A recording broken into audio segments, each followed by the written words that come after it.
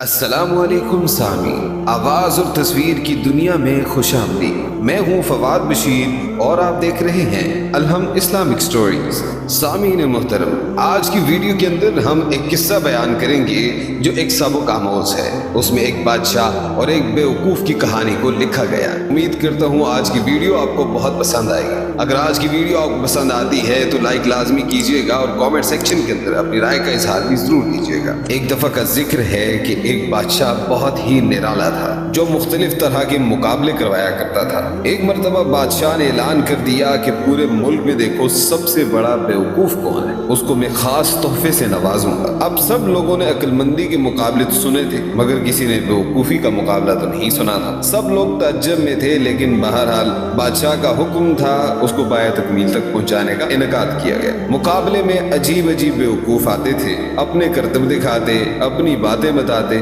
اور وزیر ان کا ٹیسٹ لیتے تھے۔ سامعین محترم، پھر ٹیسٹ کرتے ہوئے آخر کار انہیں ایک ایسا بندہ ملا جس سے بڑا بیوقوف پورے ملک میں نہیں تھا۔ اسے بادشاہ کے سامنے لا کھڑا کر دیا گیا۔ کہا گیا، بادشاہ سلامت، یہ ہمارے ملک کا سب سے بڑا بیوقوف ہے۔ بادشاہ نے کہا، چیک کر لیا ہے؟ تو جواب میں وزراء نے کہا، جی ہاں، ہم نے پوری چھان بین کر لی ہے، یہ دنیا کا سب سے بڑا بیوقوف انسان۔ بادشاہ نے اپنے سونے جواہرات سے بھری مالا اتاری اور بیوقوف کو پہنا دی۔ بیوقوف بڑا خوش ہو کر گھر آیا۔ ابھی تھوڑے دن ہی ہوئے تھے کہ بیوقوف کو پتہ چلا کہ بادشاہ سلامت بڑے بیمار ہیں۔ بیوقوف نے ارادہ کیا اور چلا گیا بادشاہ کے پاس۔ کہا، بادشاہ سلامت، آپ کا کیا حال ہے؟ سنا ہے بڑی بیمار ہو گئے ہیں۔ بادشاہ نے کہا، بس اب تو اس جہان کو چھوڑ کر جا رہا ہوں۔ تو بیوقوف نے کہا، اچھا، آپ کہیں اور جا رہے ہیں؟ مزید کہنے لگا، کہاں جا رہے ہیں؟ اس کو یہ بھی نہیں پتا تھا کہ مرنا بھی ہوتا ہے۔ تو بادشاہ کہتا ہے، میں اس دنیا کو چھوڑ کر دوسری دنیا میں جا رہا ہوں۔ بیوقوف نے کہا،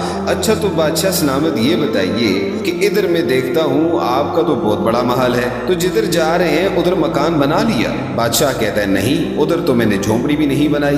بیوقوف نے کہا، اچھا بادشاہ سلامت، میں دیکھتا ہوں کہ آپ کے پاس تو بہت پیسے ہیں، بڑا مال ہے، آپ تو بانٹتے ہی سونا ہے سارا، سونے کے جواہرات کے ڈھیر لگے ہوئے آپ کے پاس، جدھر جا رہے ہیں ادھر پیسے، جدھر جا رہے ہیں ادھر پیسے، تو کیا آپ نے ادھر بھی پیسے بھجوا دیے؟